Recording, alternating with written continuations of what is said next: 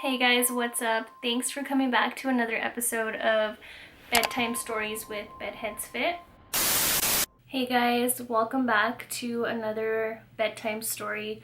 Before we get on with the rest of the video, I just want to let you guys know that this video is pretty graphic. The story itself has some pretty graphic details, and also there was some pictures that were provided to me that are pretty graphic as well. So I just wanted to give you guys that disclosure before you watch the rest of the video.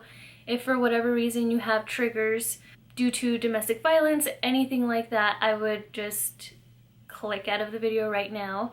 Also, if you have any little ears around, I would not listen to it with them around because, like I said, some of the details are pretty heavy. Yeah, I just wanted to give you guys that disclosure before you guys watch the rest of the video. And then I also wanted to let you guys know that I did reach out to the person who submitted this story, and we both agreed that it was probably better that we do keep her identity anonymous.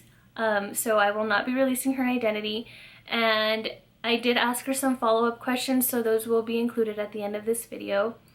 But yeah, I don't really know what to say, and you guys will see why, but thanks for watching.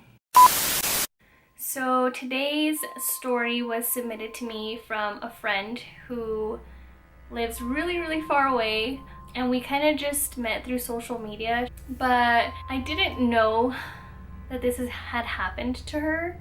I had submitted a question sticker for you guys to share your stories with me, and all she submitted was, I was the victim of a second-degree murder attempt, which obviously I was like, what? So I messaged her and I told her, hey, can you tell me more details? Are you comfortable with it? And she said yes. She even sent me some pictures. We're gonna start reading it. I haven't read it because I told her I wanted to react to it on camera, so we're both gonna be reading it together at the same time. Wish me luck. So this is how her message started. It reads, my life changed overnight as I woke up to what was a reality. In a hospital bed as I was attacked by my own husband of 18 years. The tools he tried killing me with were a kitchen knife and a hammer. I had passed out for 6 hours as the paramedics calculated from all the blood that I had on me. And I read this a couple times because I didn't understand, but I think I get it now. So I think they calculated all the blood that she had on her, and that's how they were able to determine how long she had been passed out for. Whew. Okay, so she says, by the grace of God, I woke up not to ask for help, but to check on my daughters as it had happened while being home and asleep. After I had gone in their room, they noticed I was talking and walking weird. That's when they called the cops. He cut my throat 7 times and hit me on my right side of my face. He opened me from my head and half of my eyebrow, killing my whole entire right side nerves. I thank God that even though I went through that, I didn't lose my memory. It was a very critical situation as doctors didn't think I would survive. It was an 8-hour surgery. The very next day I woke up asking for my brother and daughters. Doctors heard me and were surprised how awake I was and remembered everything as if nothing had happened. Today I'm a living, walking testimony of what it is to have faith even with closed eyes of what you don't know and see. He who comes to him will go through obstacles, but he will never be alone because he will be walking with us. Oh my God, I'm looking at her pictures. Oh my God. She said she was granted with an implant to fill the dent that you guys see on her head. Wow. This just proves like you never know somebody's story whatsoever, because like I said, I've been following her on social media for a very long time. She's very positive, so positive. She's always dancing, which I love, and she's always like sharing her recipes, and she's always showing like her hard work, and she's always laughing, which is the craziest part. But yeah, you just, wow. You, like, looking at her now, you would have never guessed that she went through something like this. If you're watching this, I cannot believe that you went through that. Like, and your daughters. I have so many questions. First of all, I would like to know if your ex-husband was caught, if he's in jail, what happened with him. If you're open to sharing, I would like to know what you feel like led to this point. Just like, I want to know those details. How are your daughters doing? How old were they? How long ago did this happen? Because, wow, I'm amazed by your story. I just can't.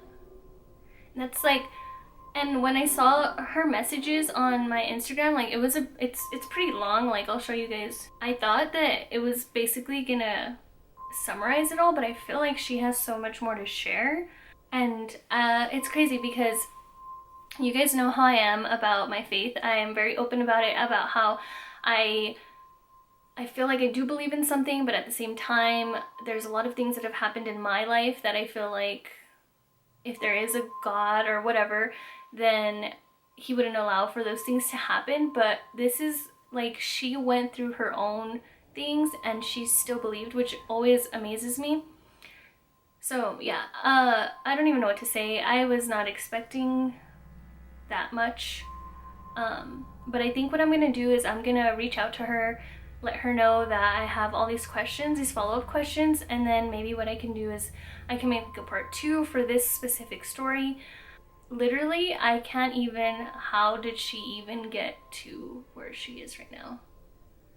Yeah, okay, that's all. I'll keep you guys updated. Thanks for tuning in to another video. I don't know what else to say. I guess I'll just leave you guys with, be kind, because you really never know what someone has gone through or is going through. Everybody has a story. So just be kind. Leave the world with more kindness. I don't know. Yeah, okay, bye.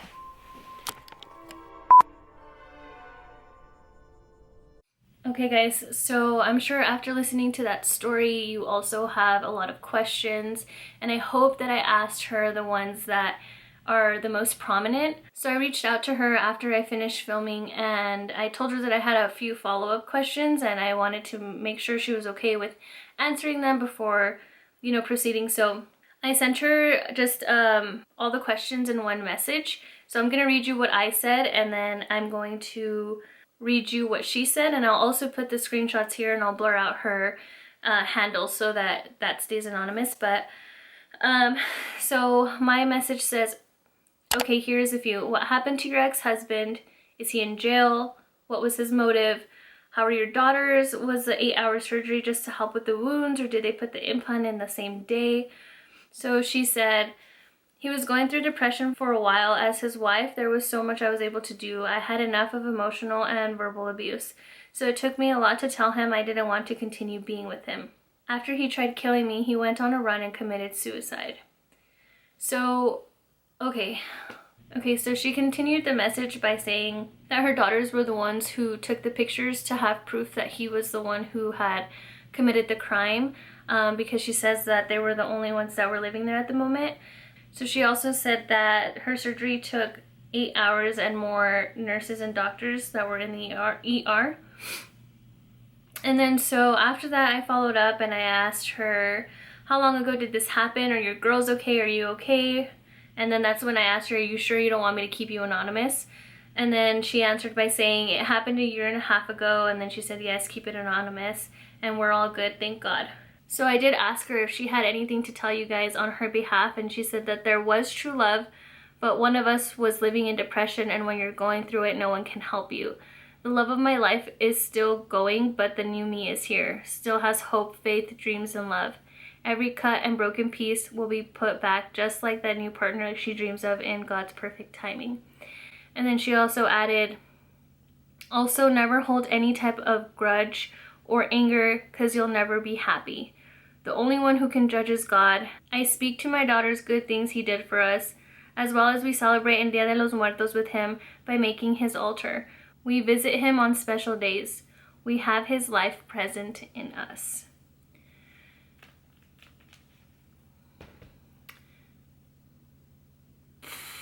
If that doesn't tell you what kind of person she is, I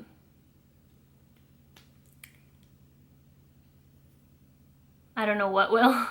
I'm trying to convince her to start her own YouTube channel, to start a podcast, to go do like motivational speaking, anything like that, because I feel like she's so good at relating to other people, and I just hope that she does. So if you're watching this, I hope that you follow through, because I feel like it would do so many people so much good. Yeah guys, thanks for watching the video. I'll see you guys in the next one. I really don't know how to exit out of this one. I don't know, maybe the next one will be a little bit lighter. Okay guys, and I did set up my email at bedtimestorieswithbedheadsfit@gmail.com. And if you guys would like to submit a story, the only thing I ask is that you put a certain thing in the subject line. I'll put the instructions down below, that way you have them there. And then also be as detailed as possible. The more details, the better I can try to read it. And yeah guys, I just hope that this story really drives it in your head that everybody has a story. So be kind. Bye.